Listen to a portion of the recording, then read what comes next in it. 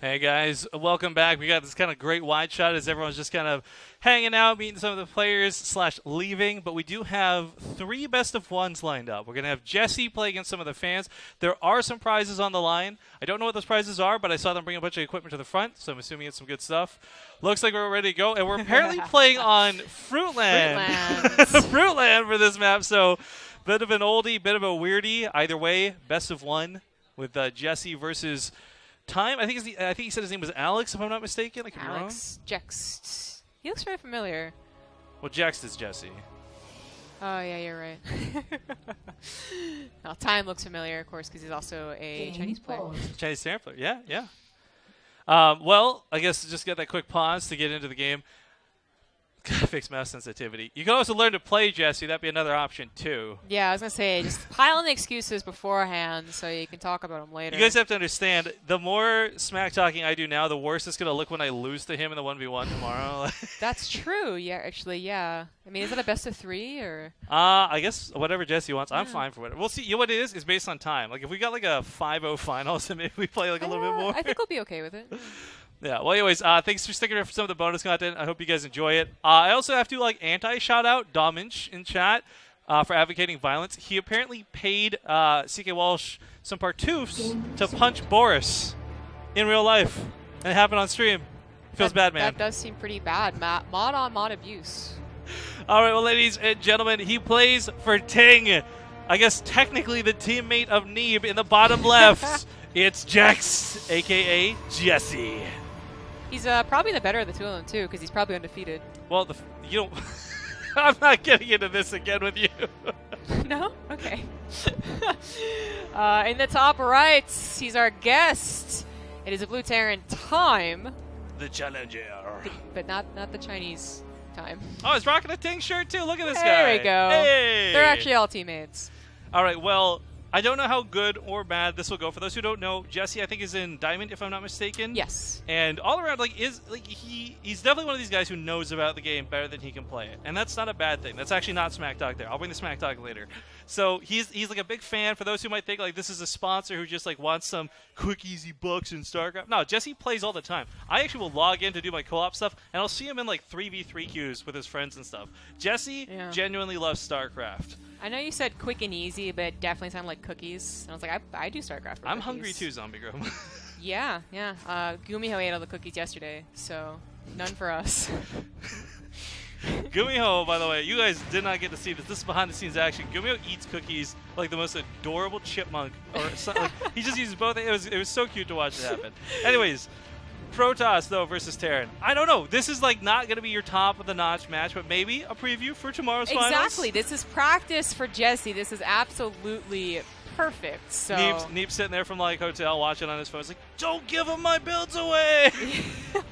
Don't build those adepts that I always make! No, I'll do that, no. Yeah, it's going to be interesting. Of course, Fruitland is actually not just a weird-looking map, but there are certain points of actual...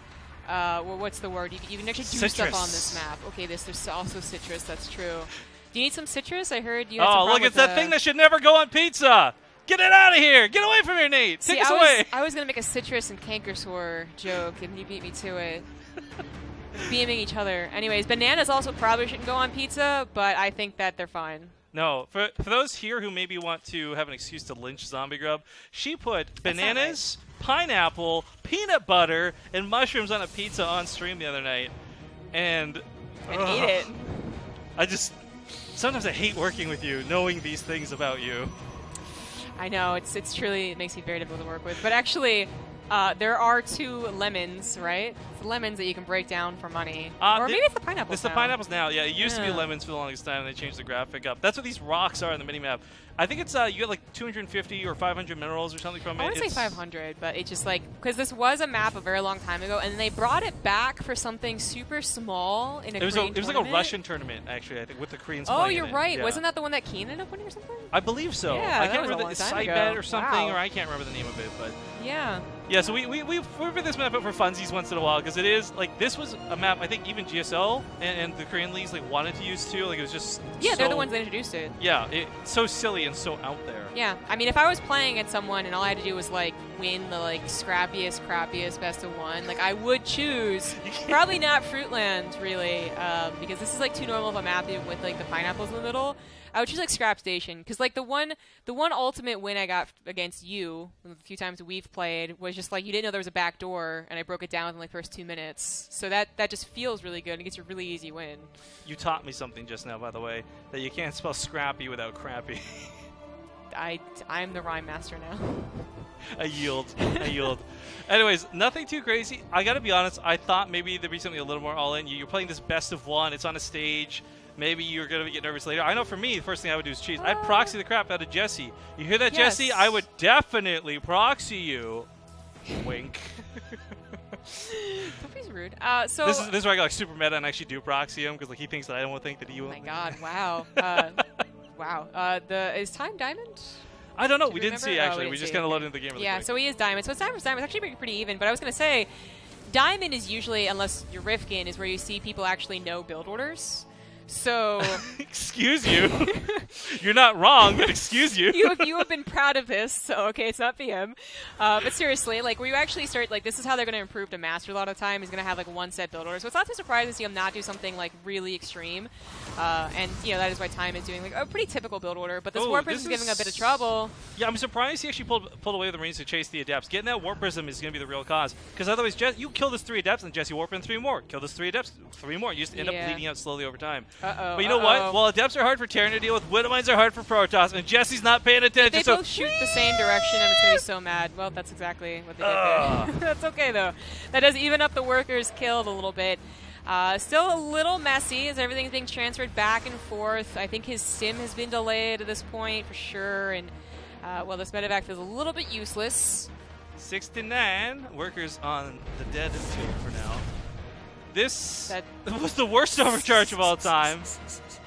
He's getting there.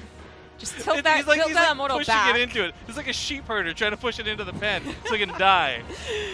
Okay, he's got it. The Warp Prism should be going down too. The Marines really should target fire that. There we go. Okay, that's nice. Jesse, of course, did have some pretty good presence, but he was stopped and slowed down by that supply block while this went on. So that's a big part of why the Adepts didn't just keep coming and coming and coming and never stop. Yeah, yeah, that certainly helped. I mean, this could have been cleaner for sure, but he does clean it up. And really, 4 workers behind is not bad whatsoever. In fact, it's really good for Terran.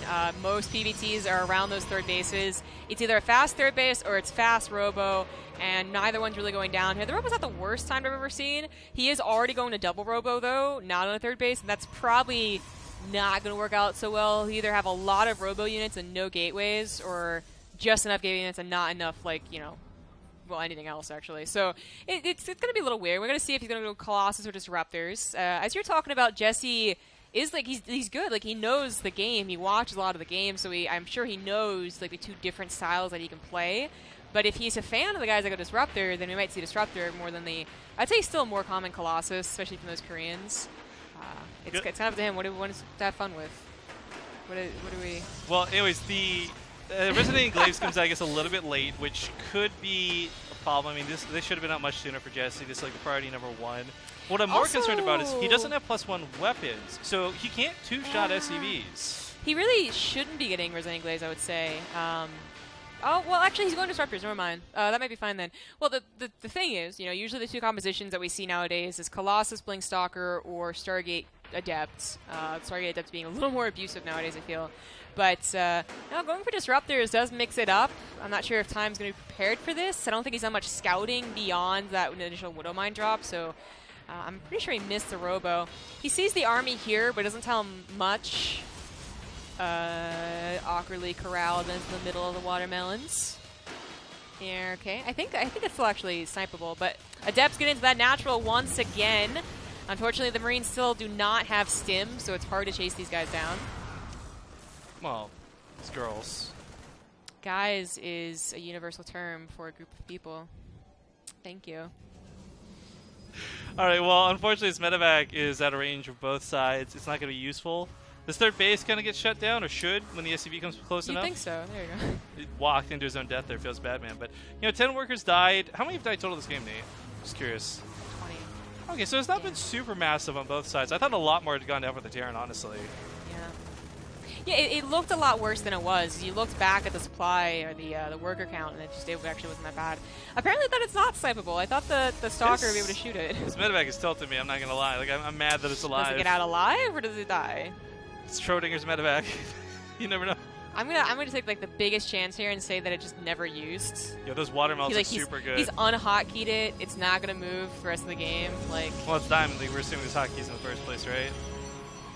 It's regular Diamond League, okay, not Rifkin Diamond League. Ah, I got that one turned around on me. The reversal. That hurt. Oh, it's classic. No, I know you use hotkeys though. Okay, well, this Adepts. I mean.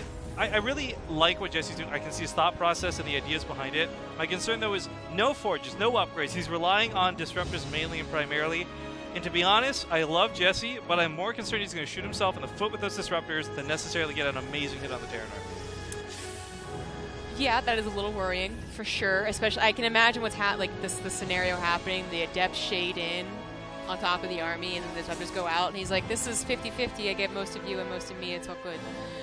I don't know, but Time is being pretty defensive, so this should give a lot of opportunity for Jesse to kind of like siege up those disruptors and not make that mistake, whereas if everything was kind of action-packed, I think he'd be making a lot more mistakes with them. He has +1 in Blink now on the way.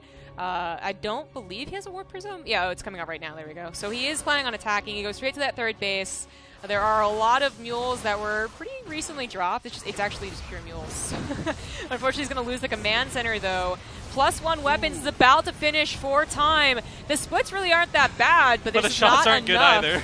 Well, okay, either way. But there's just not enough bio, and it looks like Time is going to be tapping out in Korean. Oh, impressive. Whoa.